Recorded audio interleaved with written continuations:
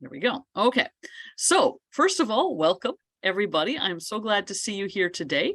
My name is Karine Mogg. I am the director of the Meador Center for Calvin Studies, and it's my great pleasure to welcome you to another one of our Reformation Conversation webinars. Our conversation today features Dr. Esther Chung-Kim, who will be speaking about her recent book, Economics of Faith, Reforming Poor Relief in Early Modern Europe, published by Oxford University Press in 2021. She is currently Associate Professor of Religious Studies and Chair of the Religion Department at Claremont-McKenna College in Claremont, California. She obtained her PhD at Duke University. Her publications include Inventing Authority, the Use of the Church Fathers in Reformation Debates over the Eucharist, published in 2011, and one of the volumes in the Reformation Commentary on Scripture series, the one on the Book of Acts, published in 2014. Our respondent today is Dr. Tim Fehler of Furman University, where he is professor of history. He obtained his PhD from the University of Wisconsin-Madison. The book for which I drew him into this conversation is his well-known volume, Poor Relief and Protestantism, The Evolution of Social Welfare in 16th Century Emden, published in the St. Andrew series in Reformation History in 1999. But he's also the co-editor of several volumes, including Religious Diaspora in Early Modern Europe, published in 2014, and Signs and Wonders in Britain's Age of Revolution, a source book published by Routledge in 2018. Together, these colleagues bring to us a wonderful array of knowledge about the importance of this topic of poor relief in the early modern world, and we are so looking forward to hearing from them.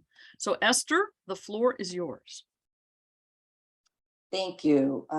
First, I want to just say thank you to Karine for organizing this, and then just thank you to all of you. I'm honored to be here. It's always a great opportunity to share your work, to get feedback, and also to be able to not leave Claremont to do it. I mean, it's just really a convenience that has arisen in the last couple of years that I'm grateful for. So I think what I'm going to do is talk a little bit about the book in its chapters and kind of lay it out. And then maybe I'll talk a little bit about kind of like the purpose that I had in writing the book, because I think that will also help explain why I took some of the approaches that I did. Okay, so first, the book. The book mostly studies or examines the role of religious reformers in the development of poor relief.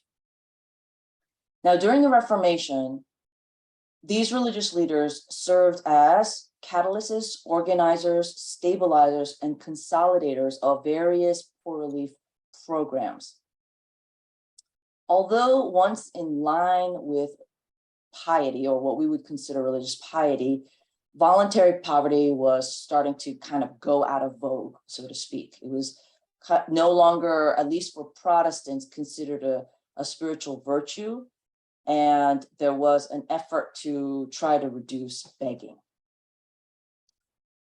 So rather they imagined social welfare to be an integral part of religious reform, and they worked to modify the existing common chests or set up new ones.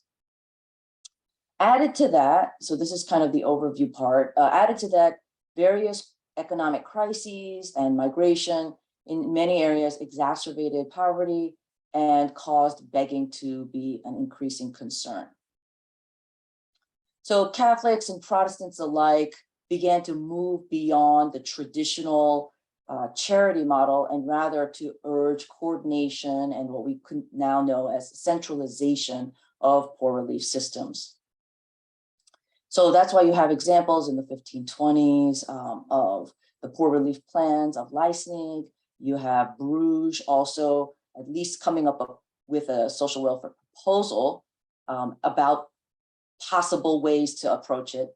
So one of the things you see is that religious leaders contribute to the overall understanding of caring for what we would call the vulnerable population, because poverty is a problem at this time too big for any one group or one city municipal government to tackle. as these religious options multiply, because this is, the time of religious reform movements, one's understanding of community and the boundaries of those communities, although they are obviously contested and sometimes fluid, they would then also shape the boundaries of poor relief. So while Catholics and Protestants both generally emphasize interpersonal charity to people you know in your neighborhood, family members, early Protestant reformers also sought to eliminate begging. So there's the difference is, instead of addressing just begging, although that was also obviously around, there was actually a real attempt among these early reformers to actually eliminate, to almost have no need for begging. And they did this by supporting poor relief institutions that were funded by resources previously used for Catholic ritual and practice. So pastors and lay leaders helped to establish various approaches. So while some of the church leaders sought to motivate and drive their local magistrates to deal with poverty, others made changes within their own churches. However, poor relief faced many what we would call practical challenges. Raising money was always a big issue. New outbreaks of the plague seemed to cause all kinds of problems. And then, of course, the mass influx of religious refugees in various cities. So for minority reform groups or for Anabaptist communities, church leaders had to find new ways to build or support their fledgling religious communities most of the time, without much municipal funding. So the way that I set up the chapters is that I look first at kind of what I call getting the lay of the land, or the background. And the background, I focus on the Wittenberg reformers. So already for many of you, this is very familiar. I tend to like to kind of start my writing with a background and understanding and then build up from there. So that first chapter focuses on the Wittenberg reformers, talks about the secularization of property as a way for rulers to consolidate scattered ecclesiastical properties and possessions into a common chest, in general, to promote or support the reform of the church. Now, you'll know already that Luther and Karlstadt, from very early on, they criticized the mendicant orders and specifically the begging lifestyle. And instead, they called for the cities to care for their resident poor so that, once again, begging could be obsolete. So these early reformers now included a newly trained pastorate with preaching as a central component of worship. And they also included in their understanding of reform a school or schools for boys and girls. And they also, this is the third part, they included a system of poor relief that would be funded by donations, monastic foundations that were being closed or repurposed. And they hoped that the confraternities would continue to support this. So in the transfer of this property to the common chest, the Wittenberg reformers were crucial in providing what I call the foundations or rationales for the transition to a more centralized poor relief system.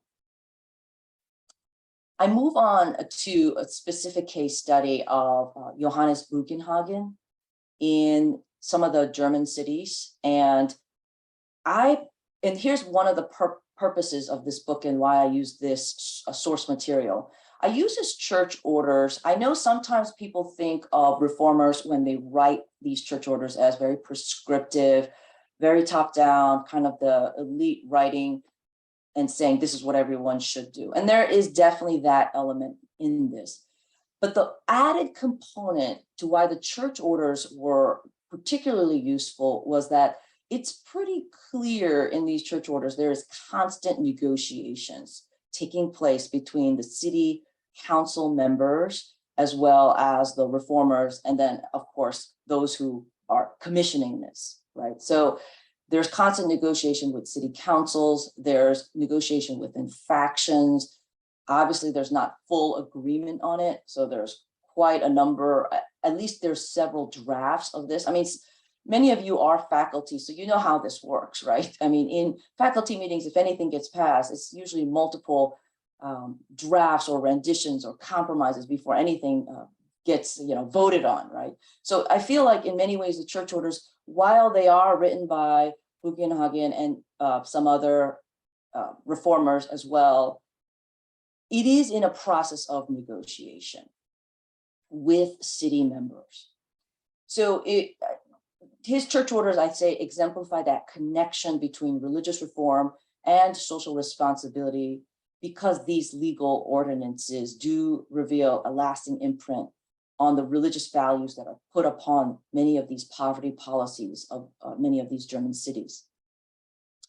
Bugenhagen in particular is also interesting because he traveled beyond Wittenberg to craft legislation for church ordinances throughout both northern German cities as well as Scandinavia. So one of the things he comes up with and emphasizes in his negotiations with church councils and with political rulers is he highlights that the newly emerging need to support poor pastors. So now that pastors are married clergy and they have families to support, usually the stipends that would have been sufficient for a single person are no longer enough. And so one of the things you see in Bugenhagen is sort of this wider experience of creating laws for diverse circumstances. And in the end, I would say, I mean, I can go into more details about him, but I would just end that section by saying he delineated flexible policies with what I call an adaptable understanding of the deserving poor. There's an idea of what the deserving poor is. I think he begins to kind of play with that a little more in a way that's, I think, more adaptable, more flexible. Then I move into the reformer, a Swiss reformer, Heinrich Bullinger. And I think with Bullinger's work, I'm really building on Hans Bechtel's work, who looked at specifically at Bullinger's speeches or Vorträge. And I think that that is also turned out to be a great source material, because he is giving his own speeches and perspectives, but he's consulting oftentimes, first of all, with the other pastors, and he's consulting with pastors who have experience with congregations in the rural, poor areas. Many of them are writing recommendations for doctors in Zurich to see them. So he's writing this by himself. I mean, he's writing it in the beginning, it's mostly him. Later, others get on board. But there is this collaborative sort of effort in his work. The other thing is what Bechtel does so helpfully is he begins to point out that the city councils actually start to listen to him and invite him to be part of the poor relief commissions when they're trying to solve poverty problems. But that actually only happens toward the very end of his life. So the one place where I deviate a little bit from Bechtel is he writes that Bullinger got involved in poor relief in the 1570s, toward the very end of his career. I actually argue that it's a little earlier. It's actually it's much earlier. It's in the 1550s that Bullinger starts to, in his speeches, talk about poor relief. The difference is, though, is that nobody listened to him in the 1550s. So it would be easy to overlook him as, well, he's not getting involved. Well, he's not getting involved in the sense of they're not inviting his opinion until about 20 years later. So that's one thing I bring up about Bullinger's involvement in his development as a church leader to more of his sort of, as he justifies it, his social political critiques against what he calls an ineffective poor relief system that he sees that's in place. So then I move then the second half of the book sort of switches gear a little bit, because now I bring up chapter 4 looks at the migration and the religious refugees and the crisis it kind of puts many cities in with poor relief. And chapter 4 I draw a lot more on historiography here of people who have done a lot of work on it. Some of them are actually here on this call who've already done work on religious refugees, and I pull from their work as kind of a background to how now religious communities and religious reformers are trying to respond to these crises in their own communities. So then I move to the work of Calvin in as a refugee pastor. Yesterday, I was talking to some colleagues. They're reviewing my portfolio right now for promotion file, and one of them asked me, shouldn't Calvin be in the first half of the book and not in the second half of the book?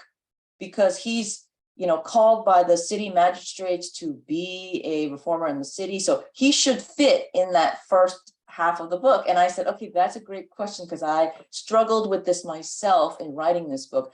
And ultimately, I put him in the second half, because even though the Geneva Hospital is already established before Calvin, there are people working there, and he's involved in it to some degree, but mostly, it's already a machine that's already been in functioning.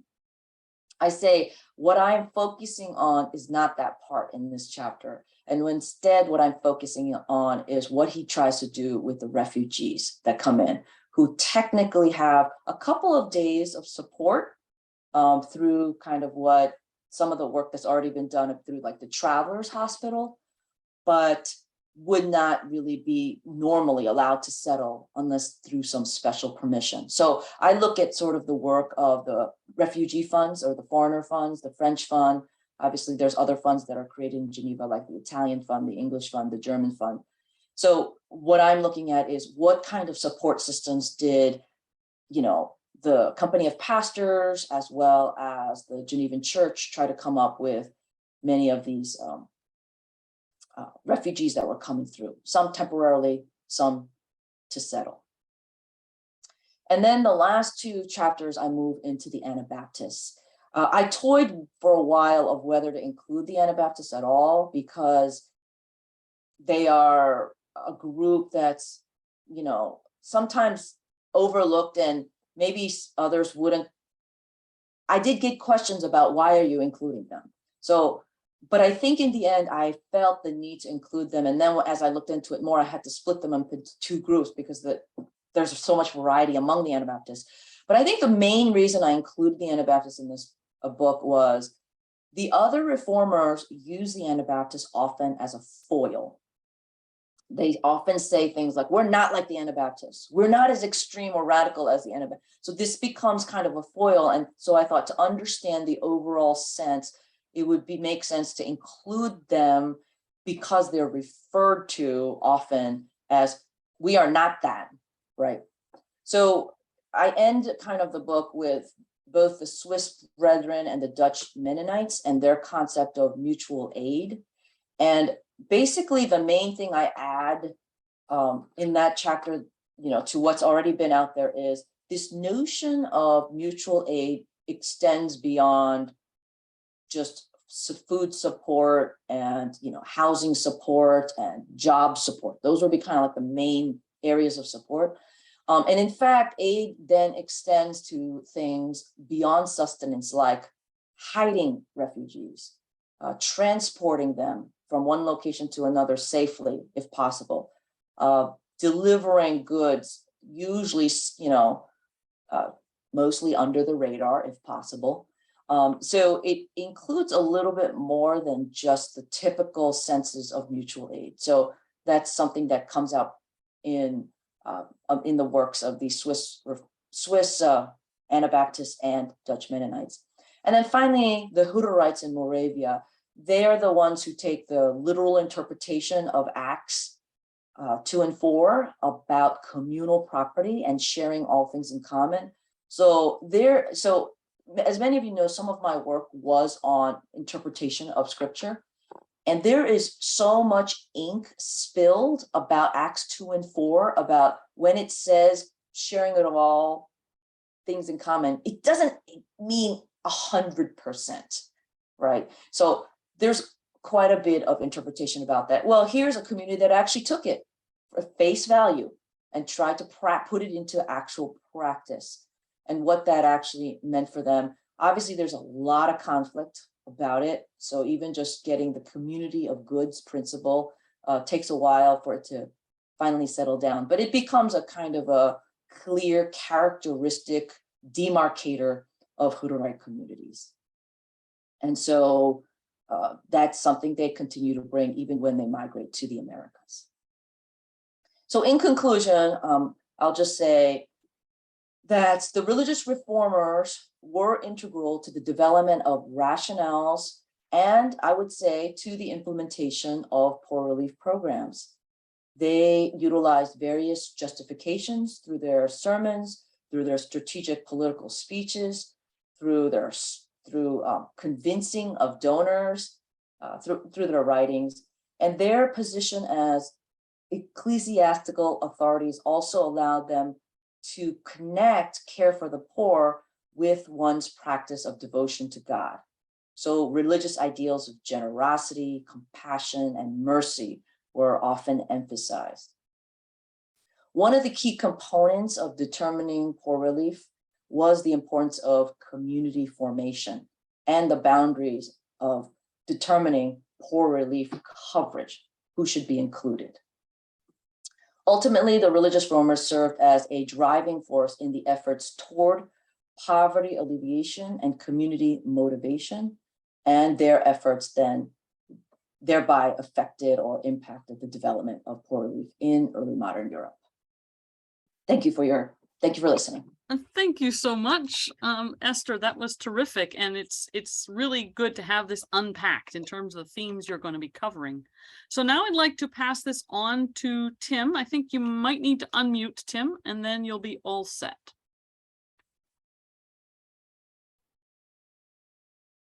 Okay. Well, it's good to be here. Thank you, Karine. It's good to be able to join the conversation here at, or at least with the Meter Center and everyone who's able to attend virtually today to discuss Esther's new book on these approaches, Protestant approaches to poor relief reform in the 16th century. And I'll offer some elaborations on the particular themes that strike me from what Esther just presented, as well as some of my reactions to the book. And as probably all here will know, the linkages between Protestant Reformation and poor relief reform have been noted since the 16th century itself. So disentangling the complex relationship between religion and poverty has therefore been a key to much of the recent scholarship on the transformations of charity that occurred in Europe during the 16th century, during the early modern period as a whole. So as we have these shifts in Christianity that from the medieval period, which had placed significant spiritual value on both poverty and charity, the fact that 16th century Europeans witnessed fundamental changes both in Christianity, in the reform movements, reformations, and to the methods of poor relief itself, as Robert Yuta described 30 years ago now, that calling this a radical departure from the beaten paths of medieval charity. The fact that these two fundamental transformations occurred at the same time have led to these frequent causal assumptions, even among contemporaries in the 16th century, which directly linked the phenomena of religious and social welfare reform together causally.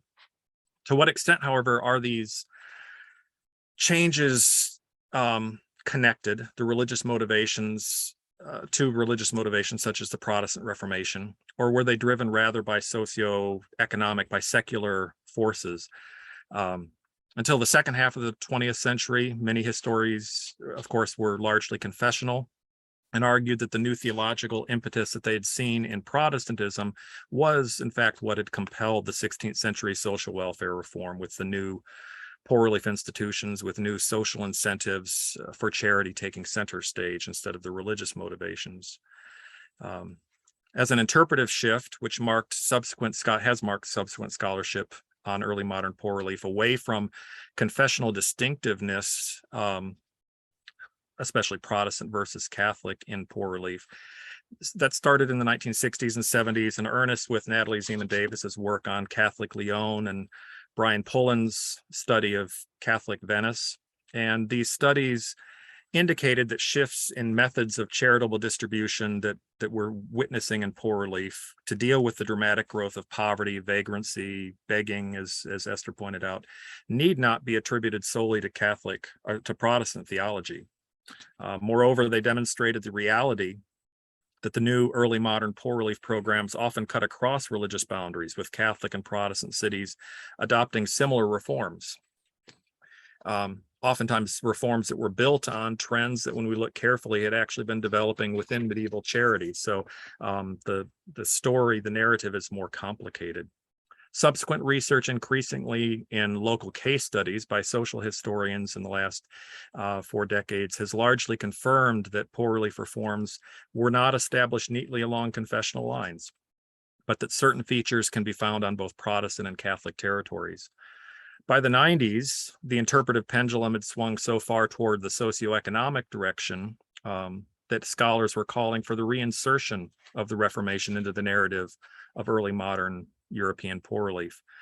In his call along these lines, Ole Peter Grell, for instance, did not want to return to the older confessional explanations with a kind of monocausal emphasis on Luther, as you mentioned, the background Lutheran theology of sola fide, or good works and salvation. Yet he urged consideration of distinct religious conceptions that are necessary in order to understand the early modern poverty and charity changes appropriately. Brian Pullen's revisitation to this question of causation a decade and a half ago, interestingly, identified some Catholic and Protestant theological and ideological distinctives that can actually serve to explain different forms of the poor relief reforms that took place across confessions. So, in light of that, Esther's new book does not really wade into this question, with this now older question of a search for causal explanation of these pan-European phenomenon of poor relief reform measures.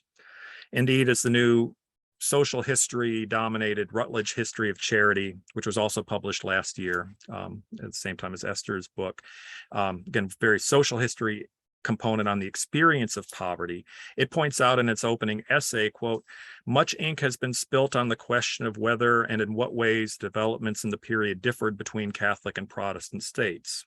And they too largely sidestep this causal question, not wanting to spill much more ink on it. So that causal question of causation is not really something that Esther is dealing with, although it's clearly in the background. And while I would have liked Esther to have provided a bit more context on the pre and non-Protestant reform efforts, you alluded to them a little bit here, and the advocacy that was being made for poor relief reform, in order to set the stage for the analysis, the book is not really entering into this Protestant-Catholic interpretive debate. Esther's analysis is clearly a work grounded in the realm of theology, legislation, and policy. It's not social history, though she's synthesized the findings of the work of many recent social historians. As she's described here, she offers a comparative analysis of poor relief in theology and policy across Protestant confessional understandings of poverty and a variety of different approaches that are found in these Protestant areas to poor relief. By examining these major Protestant confessional threads in turn, as again, as she mentioned, simplifying them into Lutheran, Calvinist, Reformed, Anabaptist, the book fosters a comparative understanding of the variety of ways in which the Protestant doctrine of sola fide impacted social welfare measures with different institutional results. By structuring the book around this comparative analysis of Protestant reformers' approach to issues of poverty, Esther's study sheds further light on the variety of ways in which religious change was connected intricately to social change. The focus of each chapter on a particular Protestant leader who served as a specific particular theological catalyst, preaching, writing, exhorting for change, is not left there, as she mentioned. It's not merely a top-down approach, but the organization, I think, helps to highlight the intersection between theological reform and social reform. Although this organization can result in an overemphasis on the leaders, and it can potentially lead to a top-down approach with merely prescriptive calls, description of prescriptive accounts of social welfare reform calls. Esther successfully navigates to avoid the pitfalls. So as an organizational framework for the book, attempting to compile an analysis of prominent Protestant charitable endeavors, the focus does indeed work well. She's well aware of the recent historiography, and she provides references to particular local experiences of poor relief reform, successes and some failures, to demonstrate the complicated relationship between theory and praxis. The first three chapters that, as she mentioned, highlight those magisterial reformers, Luther and Karlstadt, Bugenhagen, Bullinger. They clearly demonstrate that the institutionalizing of the Protestant theological changes in cities and territories fundamentally contained and promoted specific religious expectations of social impact on poor relief. These leaders' biblical commentaries, sermons, and social policy and legislative proposals, so not merely in the ivory tower, raised questions that went beyond the common socioeconomic problems of merely begging or vagrancy that were facing many of the urban areas in Europe. Beyond merely critiquing traditional poor relief approaches, they urged their followers to support institutional changes. They negotiated, as Esther mentioned, that would raise new questions of social responsibility grounded in scripture and theology. As she described a little bit of Bugenhagen's Lutheran church ordinances and the negotiations that take place, each of these ordinances that are adopted in a variety of northern German cities and territories are different from each other. They're based on local circumstances, not merely a single narrow theological approach. So this attempt to establish the new Protestant church, the new Protestant ecclesiology and liturgy, also fundamentally included questions of finances and institutions of charity. In perhaps what I consider Esther's most thorough case study of this kind of personal institutionalizing attempt in chapter 3, as she's dealing with her own research and Bechtel's work on Bullinger, is very effective in carefully articulating the ways in which his sermons, his commentaries, his speeches, his visits to the city council incorporated advocacy for specific civic, social programs aimed at reducing poverty. Again, the pastoral approach that's not merely reading theological treatises or sermons on poverty. Again, though a work of historical theology, Esther does not merely highlight confessional theological differences. And so entering the book's second half, as she said, going into the kind of the refugees and the question of immigration serve as an analytical bridge that enable her to move the story beyond the purview of the magistracy. The reality of exile shaped religious identities and necessitated poor relief strategies and programs that typically fell outside the auspices of governmental control. Thus, when Esther returns in the next chapter to this question, as she was mentioned, which section of the book should John Calvin fit into, the first half or the second half, she's able to follow the refugees by pulling together several of the preceding threads into the analysis of mid-century intersections between theology and poor relief in practice. Calvin's refugee mindset affected his understanding of both poor relief and the magistracy, allowing for fertile comparisons with examples from the earlier chapters. The book's final two chapters, moving into the more of the radicals, with those case studies of a few examples of Anabaptists. We're looking at radicals whose relief had to, by definition, operate outside the realm of magisterial political jurisdiction. And in such settings where government could be openly hostile to the minority religious community, social networks and congregational infrastructure became increasingly important. So we see the Swiss Brethren's poor relief being shaped by particular theological values in the community, impacted by needs that are specific needs driven by persecution, and by necessity operating completely without magisterial support. And in fact, sometimes the magistracy in Zurich, for instance, taking property away from the Anabaptists, which both lead them to put more need for emphasis on their local Anabaptist community, but then drawing the attention for punishment from the Zurich officials. This organizational structure of the book fosters a close analysis of the relationship between religious perspectives and social reform. Despite the largely leader-centric organization of the book, I was deeply pleased that each chapter goes further than merely describing a single theologian and his poor relief ideas and policies and suggestions. Esther illustrates the fact that local circumstances also were intricately central to shaping specific reforms that were taken in any particular locality. Thus, a Calvinist, and I say Calvinist in quotation marks, a Calvinist approach to social welfare would very likely look different in Geneva than it looked in another Calvinist center. Even if they are briefer than I, as a social historian, would like, Esther regularly incorporates examples from other places where similar institutions were established that nevertheless look different from those proposed by the leading theologian in the chapter that represents that religious confession she's dealing with. Thus, the book's organization enables an understanding of the prominent common features of each particular theological framework within the kind of broad brushstrokes of Protestantism, while making clear that there really was no single confessional experience of poor relief in practice. So I found this book succeeds in its promise to offer a welcome synthesis across Protestant confessions and experiences.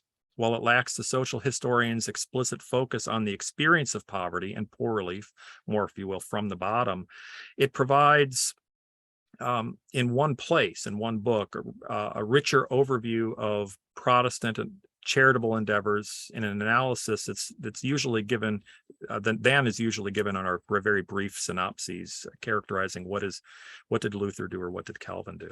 Thus, it leaves us with a much broader understanding of the connections between religious values and social responses as implemented in real-life experiences in these variety of different contexts, though, again, all within Protestantism. So this comparative approach to the complex subject is effective and allows us a richer understanding of the relationships between religious ideals, social policy, and the experience of poverty. Thank you so much. That is very helpful and a very useful response, I think. Esther, is there anything you'd like to say now that you've heard from Tim? Is there anything you'd like to sort of add at this point?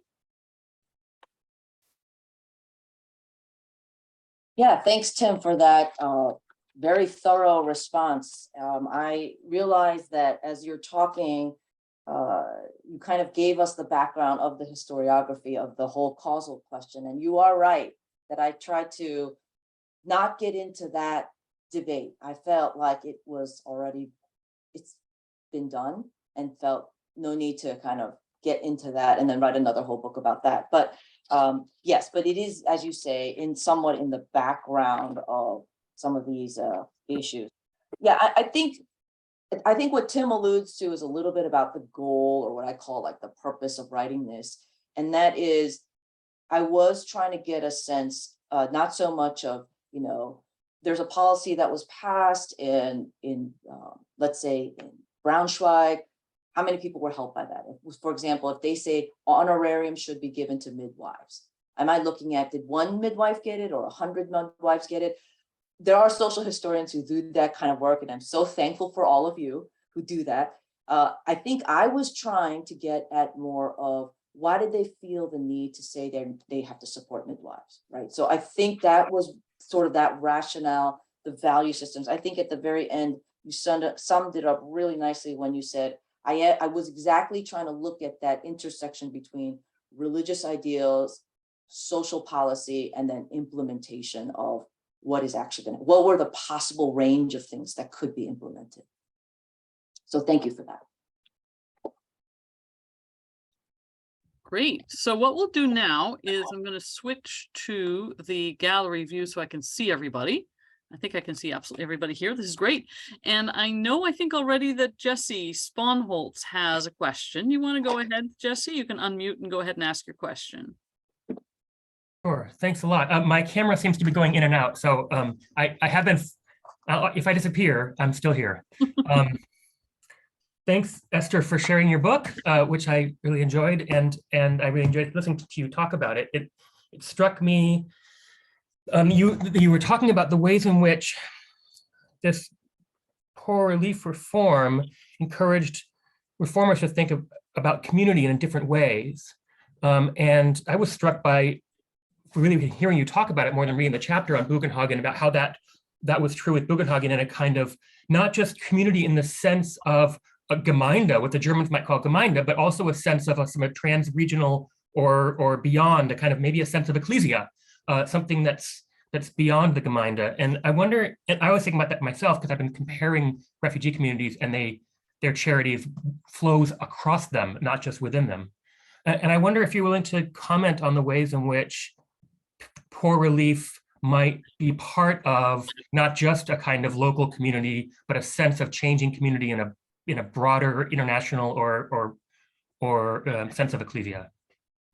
Yeah, that's really great to bring that up, because as I was kind of rereading parts of the book in preparation for today, one of the things that I was reminded of was when Bugenhagen tries to define who is the deserving poor. He actually says something like, even if there are strangers, which he means foreigners, we would treat them like those who have lived here. And I thought, that's strange, because he doesn't say that elsewhere. But when he's sort of asked about who can be included, and his normal descriptions always say local working poor. That's like a most common description used. He actually does say there are other acceptable recipients of relief. And so I'm surprised when I first was coming across some of this stuff, I didn't expect to come across things like that. So I included that in the book with a footnote, but it's this idea that there are people beyond the local community, and he writes, and this would have been, and I actually have a footnote on this.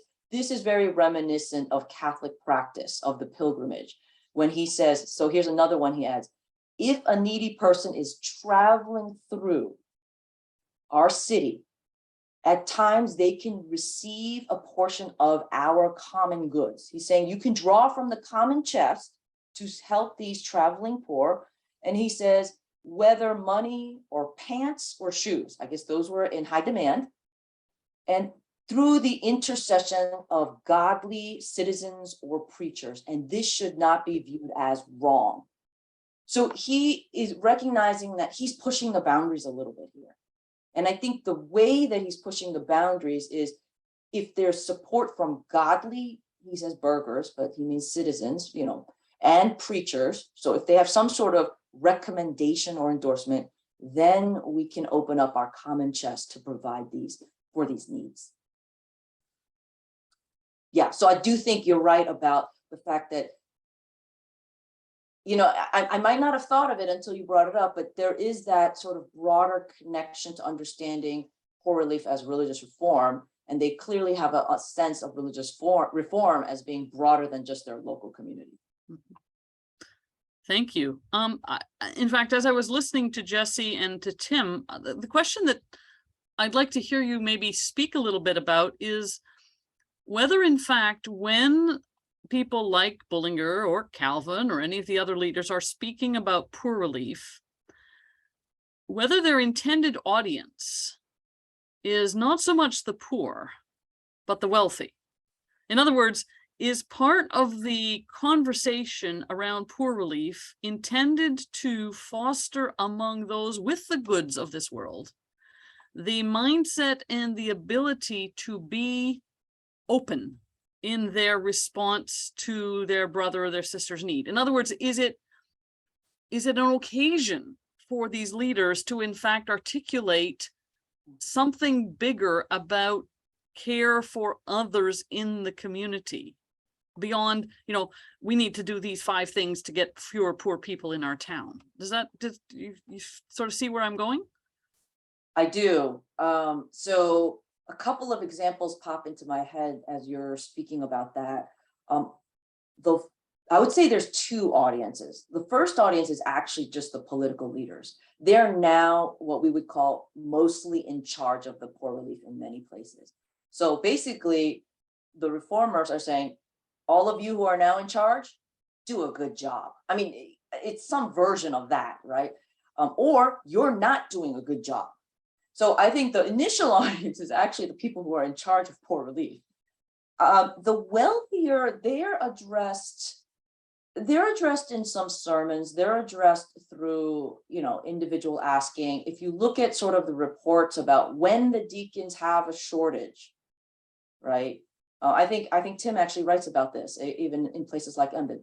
When there is some sort of dire need, go ask people who you know who can contribute, or even just give a loan, right? They use that as well. So those are sort of strategies.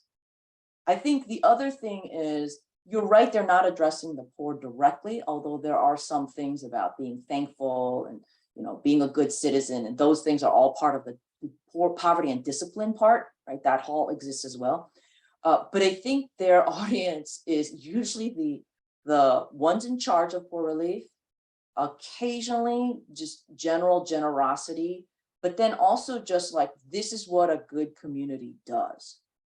And so that links back a little bit to Jesse's question as well, but kind of defining community, because once you define the community, now you're responsible. If you have said these people are part of your community, then you now have a moral obligation to care for them. And the international piece, to go back to that just for a second, is really prominent among Anabaptists. You get a whole bunch of Dutch Anabaptists supporting Swiss Anabaptists, and there's that thing. Grell has written that book about the Calvinist network. So you see poor relief in London with the stranger churches coming from various places. So yes, I think there is that connection. And then I think the audience is potentially anyone who can give, potentially anyone who's in charge. And then maybe after that, the community more broadly. Thank you. That's very helpful. Other questions for Esther? Comments, responses, reactions? Karen, go ahead. I have a few questions, but I'll start with one about the Anabaptists. I was just wondering, you mentioned how you had this reaction from some people that it seemed odd that you included the Anabaptists in the book, and to me, especially with this discussion of defining community and tying that to questions of poor relief, it seems like it would be a huge misstep to not include Anabaptists in the book. So I was wondering if you could just talk a little bit about what that response was, and how you see that differently from the people who had concerns about that. Yeah, I think that really stems from this sort of complicated issue of defining the Protestant Reformation. If I say I'm focusing on Protestant reformers, that's sort of how are you including the Anabaptists in that, right? So it kind of was more of a definition type of, I would say, question that came up. And like you said, in light of this particular issue, I just couldn't find, I had to include them in because, and actually, even as I included them, my original plan was to have a chapter on them. I actually had to have two on them because not only of their particular state of community and their kind of newer forms of how they had to figure out poor relief, but also just their theological stance on interpreting scripture a certain way that other Protestant reformers had to constantly answer to or respond to or challenge. So because of those reasons, yeah, I feel like they did have to be included. Then can I ask a follow-up question? Sure. So then given that, now that the book is done and you've had some time to sort of reflect on it, what do you think are some of the biggest takeaways, I guess, of having this collection of different chapters where rather than a book on one particular city or one particular reformer, what are some of the key things that you think we learn from putting them all together, or maybe even some examples of things that surprised you as you found yourself thinking about these different reformers and communities all in the same project? Yeah, so, partly as someone who studies the 16th century, we are always, well, I don't know about all of you, but I am always asked the relevance question, right? How is this relevant to today? How is this relevant to contemporary period? How does this, shape some of the things today? And in the past, I think I've been a little more resistant to those type of questionings because I say, didn't I tell you that I studied the 16th century? So why are you asking me about the 21st century? So I think I was more defensive earlier. I think I've changed my stance a little bit as I have realized one of my biggest takeaways in studying poor relief is there are problems in society, whether it's in the 16th or the 21st, that are just too big for any one group to resolve or solve.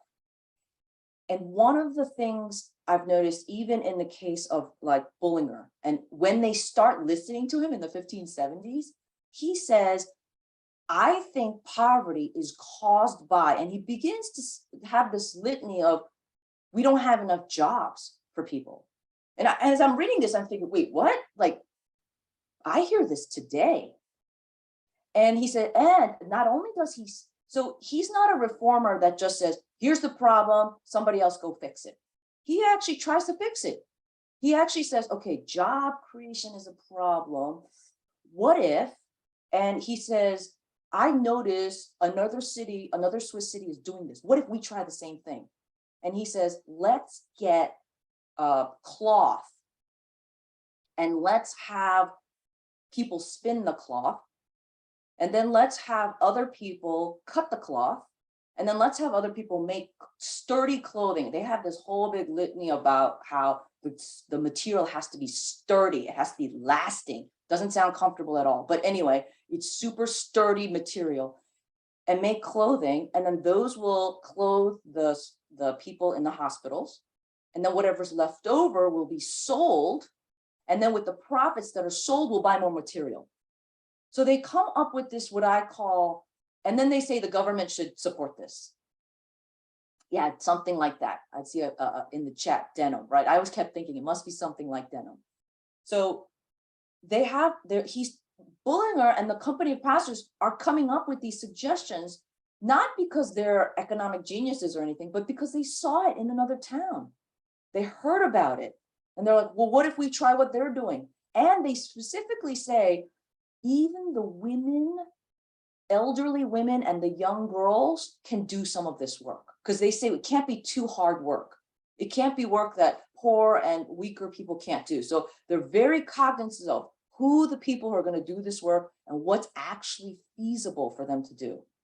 And so, and then they say the government should provide the seed money for this, right? The startup, basically. So I think that's kind of one of the things that is been surprising is, and also helpful, the takeaway is it requires not just the religious reformers. It requires also the city government. It requires the weavers, the seamstresses, the people who, the tailors. It requires all of them to get involved in order to do things like this. So I think that's one of my biggest takeaways.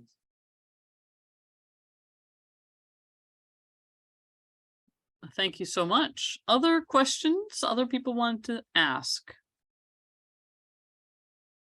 You can unmute or you can find a different way to ask your question. Type it in the chat if you want. Sure, I'll jump in. Sorry I was late. I'm only halfway through the book. It's great. I'm doing a review for the journal Faith and Economics. In my research, I looked at the Lord's Supper, and what jumped out at me is that Bugenhagen says that he goes back to 1 Corinthians 11 and makes an application about the rich and the poor from what Paul says there. But looking at Calvin, he kind of is not quite as comfortable with that exegesis. So did you find any other theologians that made that a connection with economics and the Lord's Supper, or was Bugenhagen kind of on his own a realm there? So it is a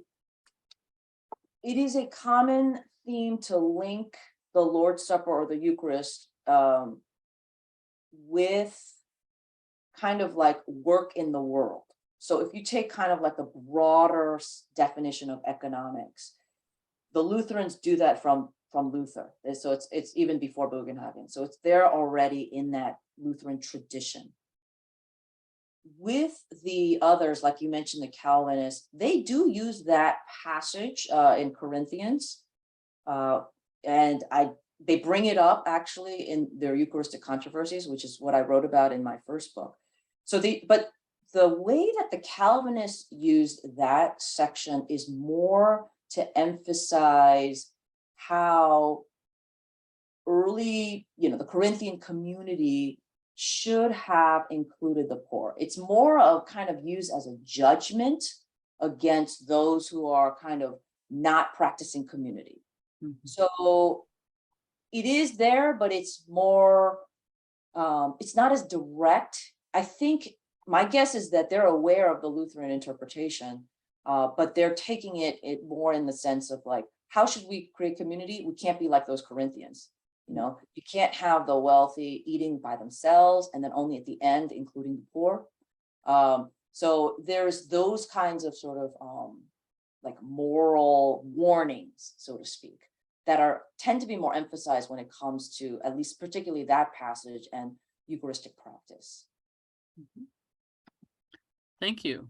I know the references to the poor is interesting. They also come up in the early Reformation in the Swiss lands when there's a lot of debate over religious images, which is really quite fascinating, where religious images and the amount of money devoted to religious images, then the reformers say, oh, no, this should have been spent on the true images of Jesus Christ, who are the poor. So it's really quite interesting how they manage to bring in the economic situation of people in a conversation, which is otherwise much more about the correct place of religious imagery in churches. It's quite fascinating how these are interlocked. Yes, I'm actually trying to write a paper on that, on basically the economics of worship. Mm-hmm. And what is changing around that. Ray has actually done some work on that already with the pew benches. And so I've talked to him about this already a little bit. But I mean, I've kind of titled it something like The Cost of Practicing Religion. I think that's what I said. And basically, I'm looking at some of those economic kind of concerns when it comes to materiality and liturgy and worship, and especially around the changes of worship. Bugenhagen actually is a good example, because he's like, all the things you used to use for worship, all the things like paying someone to ring the bells for funerals, all of these funeral processions, all that money should be given to the common chest, right? Mm-hmm. So he actually this is how we're going to fundraise. And he actually has a whole list of things that were money spent earlier that's now should be transferred into this fund. Absolutely. I believe Jill Fehler has a question. Go ahead, Jill. Yeah, and you touched on this a little bit, and then Karine brought the issue up of like, are they actually talking to the wealthy, or and this, because I'm back reading some Catholic treatises, and I've been struck reading them as how class aware they really are, and how they really are. In talking about charity, it is really an overt attack on the wealthy, that they're not doing their part. And do you see the very explicit, like calling out the wealthy for being materialistic and frivolous and putting their souls at risk? Because I've been reading the past couple of weeks a Catholic treatise that's really saying that you're facing damnation because of your material ways, and you're not shifting it to those who need bare necessities. Yeah, so that's a great question. In the Protestant tradition, the critiques against the wealthy don't come up till much later. So if I look at someone like Bullinger's speeches, initially there's a little bit of criticism to, the poor who are coming in from the rural areas, coming into the city, getting their monthly payment and then spending it all in the city before they even get back to their families. And so their families don't even get the benefit of it, right? So there's a lot of criticism toward, bad behavior, wasteful behavior, things like that. By the end of his career, a lot of the criticism is actually against the wealthy. I don't know if they picked this up from the Catholics or if they just have observed all these years that maybe it's not the poor who's the problem, maybe it's the rich.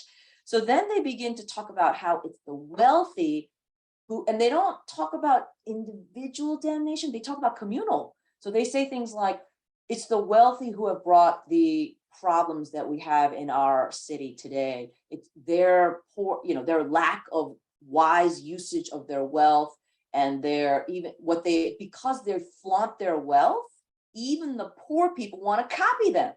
So they wear fur, they wear leather, they wear, jewels. And now look at what's happening. Now you got all these young people, poor people who just want to copy them. So they're a bad influence. That's usually how it comes about. And then that hurts our community, right? So those kinds of conversations come up.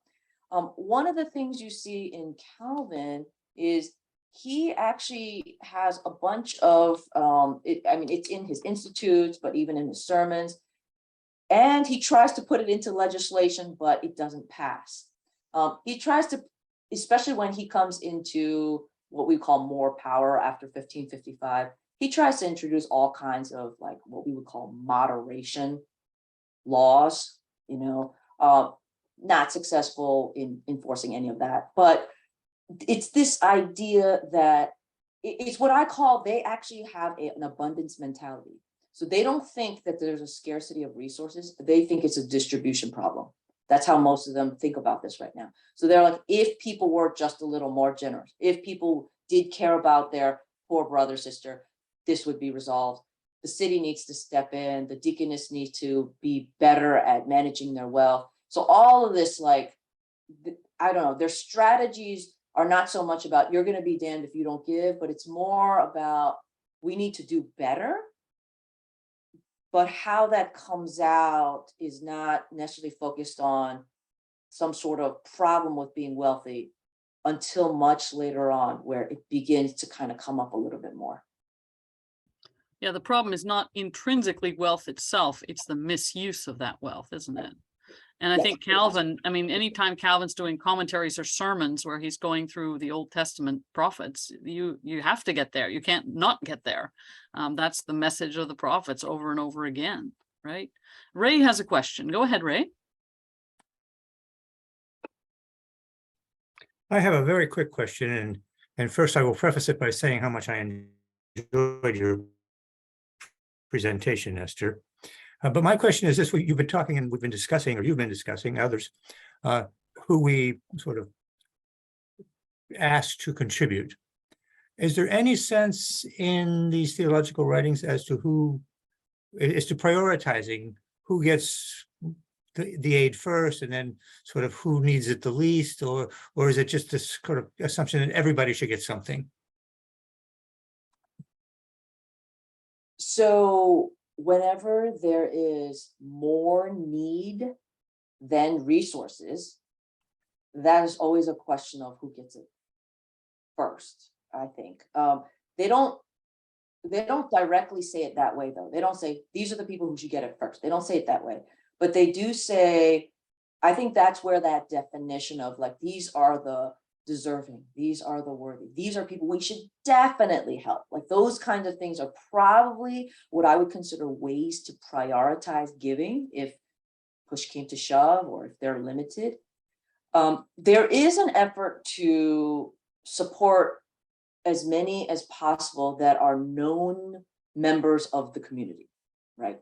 So, we talk about house poor, talk about people who are those are the retired, the elderly, people who've been in the community a long time. Sometimes they're children, right? Children of people who, parents have died, or they're orphaned somehow.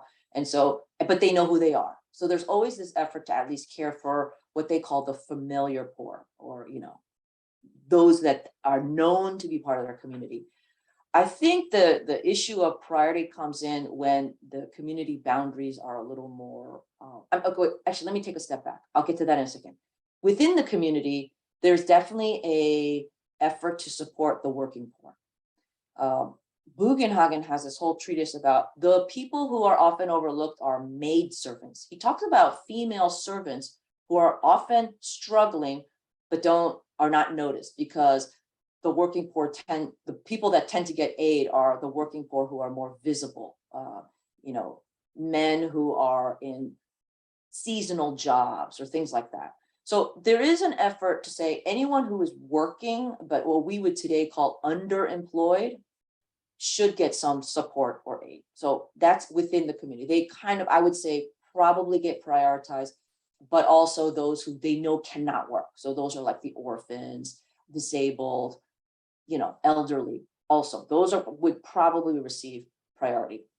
Beyond that, I would say anyone who's on the fringes of the community, there's a question about. So I'm referring actually right now to Tim's work about, I think Tim wrote an article about this, how there's a couple who is kind of what we would call double dipping in the Anabaptist community as well as the Reformed community. And they're trying to figure out, who do you guys belong to? Because you shouldn't be getting aid from both sides.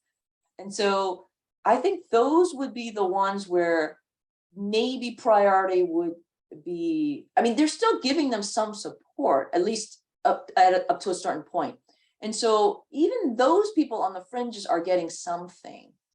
But I think if I were to think about like who's getting aid first or prioritizing, my guess would be that the effort to investigate this case is that effort to say, maybe there shouldn't be a priority.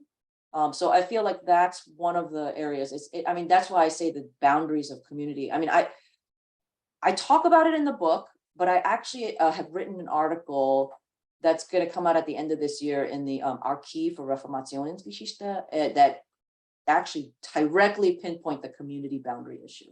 Because I think it actually becomes, the more I think about it, that actually becomes a defining factor in who gets aid. Thank you so much. Any other questions? Anyone who hasn't had a chance to ask something yet?